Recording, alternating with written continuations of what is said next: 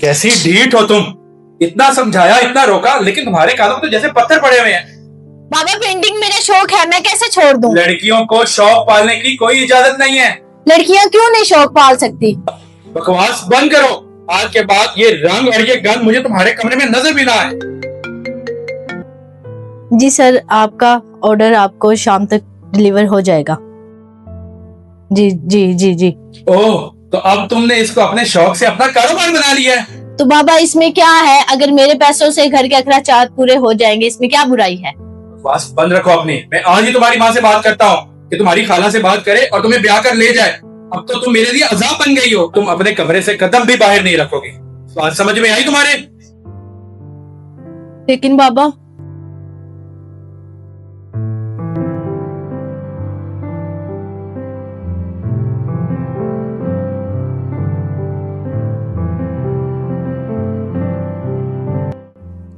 कितनी दफा तुम्हें कहा है, छोड़ दो इस शौक की जान। अब भुगतो, अगले महीने तुम्हारी शादी है।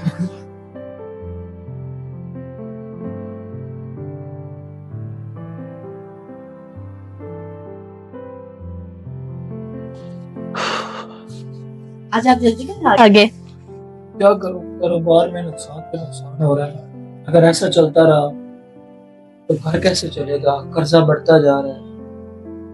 कोई बात नहीं, खुदा खैर करेगा, आप परेशान ना हो। अगर आप बुरा ना माने तो मैं आपकी मदद कर सकती हूँ। वो कैसे? आपको पता है मुझे पेंटिंग का शौक है, तो मैं दोबारा शुरू करना चाहती हूँ। आइडिया बुरा नहीं है, मगर क्या? लोग क्या कहेंगे कि बुरा वक्त है और बीवी से काम करवाना शुरू कर लोग दिया। तो कहेंगे, मगर मुश्किल वक्त में मैं ही आपका साथ दूंगी। मगर फिर भी मुआशरे से डरना पड़ता है। जब आप मेरे साथ हैं तो मुआशरे का कैसा डर? बस आप मुझे इजाजत दें। चलो जैसे तुम कहो, तुम्हारे शौक और खुशी में ही मेरी खुशी है। तुम्हें मालूम है, शहर की सबसे बड़ी नुमाइश में तुम जीत गई और उसकी प्राइज मनी से हमारा कारोबार भी चल गया है। ये तो बहुत खुशी की बात है। मैं कहती थी ना अच्छे दिन आएंगे, देखिए आ गए। ये सब तुम्हारी मेहनत और लगन का समर है। इस खुशी के मौके पर मुझे आपसे एक बात करनी है। जी जी बोले।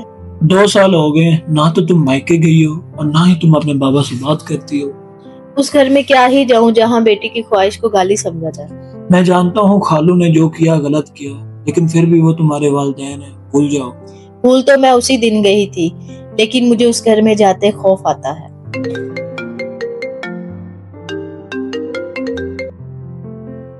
अस्सलाम वालेकुम आंटी।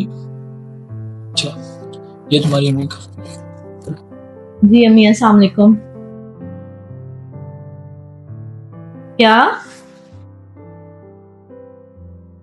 क्या हुआ, खैरियत है सब?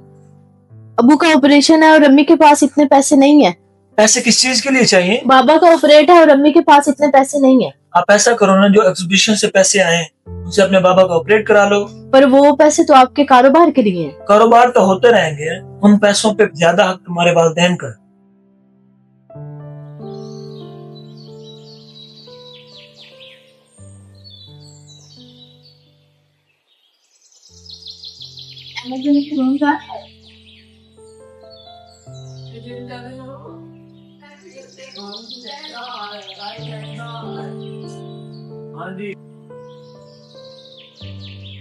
बाबा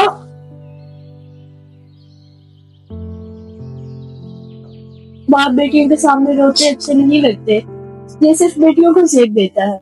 ये तो तुमसे नजरें मिलाने के भी काबिल नहीं रहा। मुझे माफ कर दो, मैंने तुम पर बहुत जुल्म किया।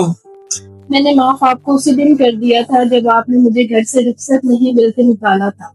कैसे भूल जाऊं, मैंने तुम पर इतना जुल्म किया, तुम्हारा शौक छीन लिया, तुम्हारी जबरदस्ती शादी कर। मुझे लगता था कि बेटियां तो सिर्फ ब्याने के लिए होती हैं। आपने मेरी शौक को जुर्म बना दिया और मुझे घर से निकाल दिया।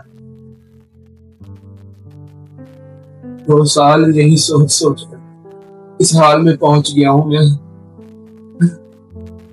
भूल जाए ये सब, गुजरा वक्त हमेशा लिख देता है।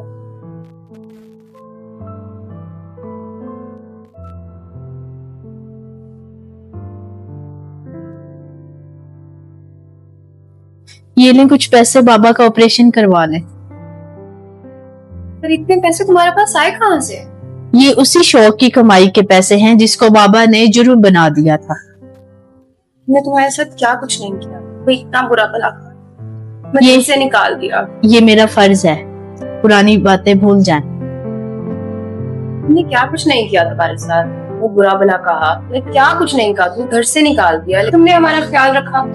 क्या करूं, बेटी हूं ना, ये मेरा फर्ज है। हम खुद को मुसलमान तो कहते हैं, मगर इस्लाम की इस बात को दिल से नहीं मानते कि लड़की रहमत है। अगर मानते तो ये मुआशरा गुनाह समझकर बेटी की जायज ख्वाहिशात का जनाजा ना निकालता। आखिर क्यों औरत को रुखसत करके उसे यह कह दिया जाता है कि अब इसी घर से तुम्हारा जनाजा निकलेगा? क्या इस मुआशरे के लिए औरत वाकई मेहमान है?